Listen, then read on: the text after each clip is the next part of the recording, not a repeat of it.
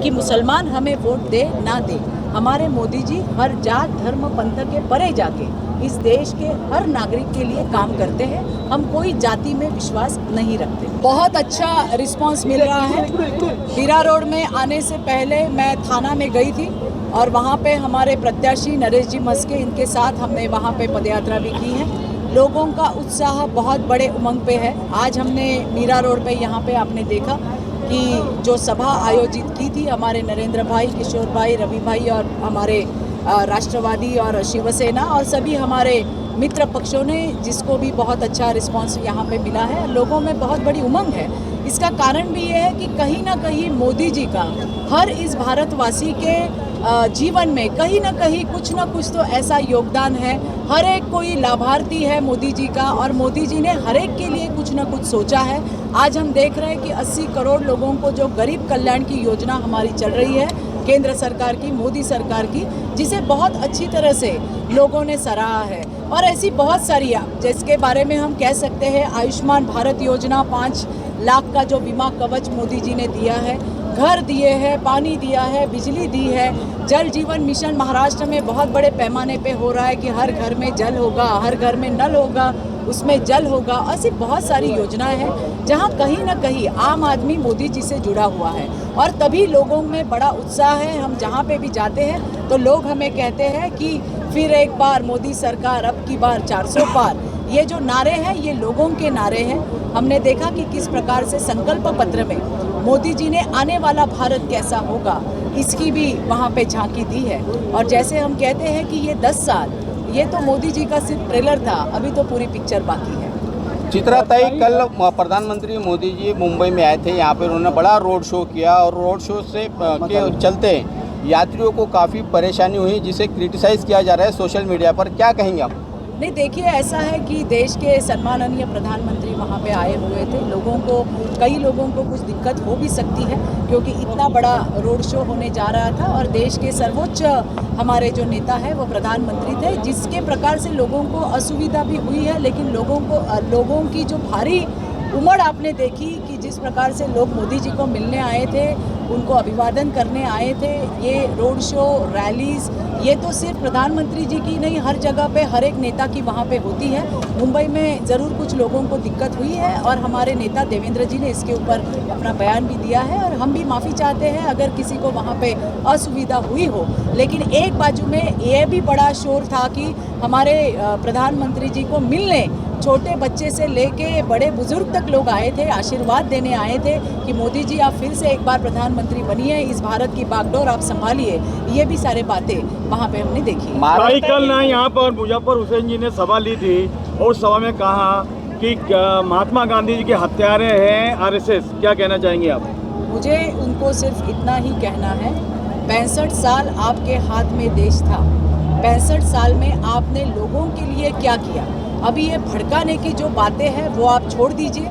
जो आप मुस्लिम वोटों की बात करते हो कि ये हमारी वोट बैंक है, क्या मुस्लिमों के तरक्की के लिए कभी कुछ कांग्रेस ने किया है?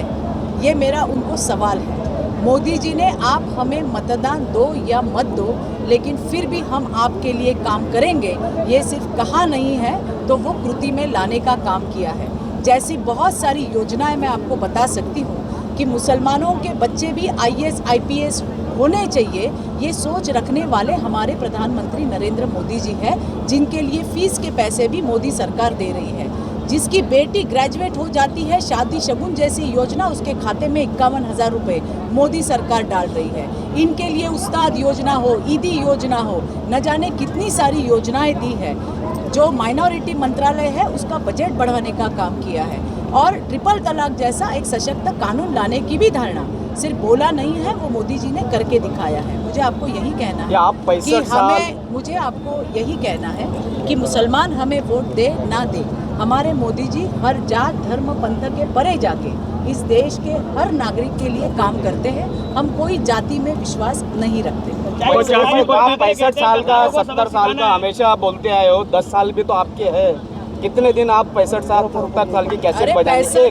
दूसरा सवाल मेरा ये, 80 करोड़ का, 80 करोड़ आप राशन की बात करते हैं, क्या देश के लिए शोकांति का नहीं है कि 80 करोड़ लोग गरीब है, सरकार को राशन पानी देना पड़ रहा है? जिनके हाथ हथेली पे जिनका खाना है, जो आज खाएंगे कमाएंगे तो खाएंगे। मैं आपको एक किस्सा बताती हूँ। एक माँ मुझे मिली थी महाराष्ट्र में और वो मुझे कह रही थी कि मुझे मोदी को वोट देना है। और वहाँ पे हमारे प्रत्याशी थे घड़ी, राष्ट्रवादी कांग्रेस पार्टी का हमारा उम्मीदवार था।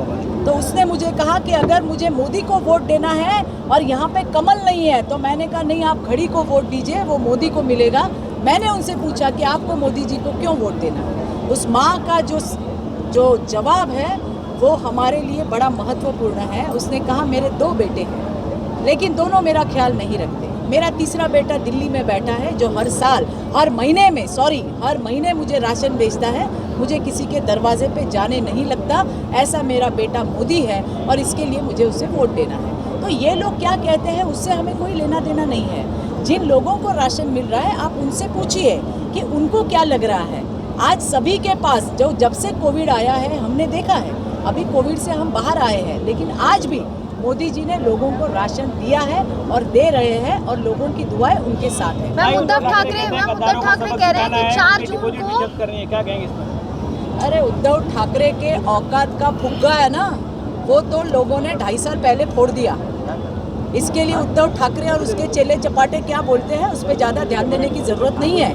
एक तो जो सुबह में उनके बाजू में बैठता है 3 टप्पर संजय राउत, जो एक आर्थिक घोटाले में जामीन पे बाहर निकला हुआ आरोपी है। इन लोगों को ज़्यादा सीरियस लेने की कोई ज़रूरत नहीं है। जब आपके हाथ में था, आपने कुछ नहीं किया। कोविड में लोग मर रहे थे, आप तो फेसबुक लाइव पे आ रहे थे।